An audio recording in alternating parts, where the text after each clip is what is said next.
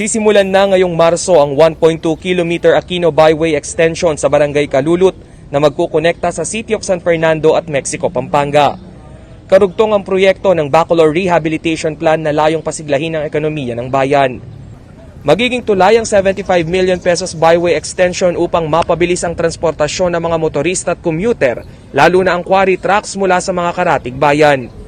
There will be a parallel road sa Megadike na tinatawag nating Quarry Road. It will connect the western part and Mexico. Upang hindi na makaabala sa Jose Abad Santos Avenue ang mga naglalakihang truck, ito na ang alternatibong daan na mas mabilis ng 15 minutos sa nakagawiang 30-minute ride mula Bacolor hanggang Mexico. Sa darating na Setyembre ay magiging passable na ang daan. Inaasahang 300,000 na sasakyan ang babagtas dito kada araw. Samantala noong nakaraang taon ay binarikadahan ng Pampanga Truckers ang bukana ng NLEX San Fernando dahil sa hindi pagpapahintulot sa kanila ng NLEX na makabiyahe sa expressway. Overloading ang itinuturong dahilan sa likod ng naturang utos. Nagkaayos naman na ang dalawang partido hinggil sa usapin.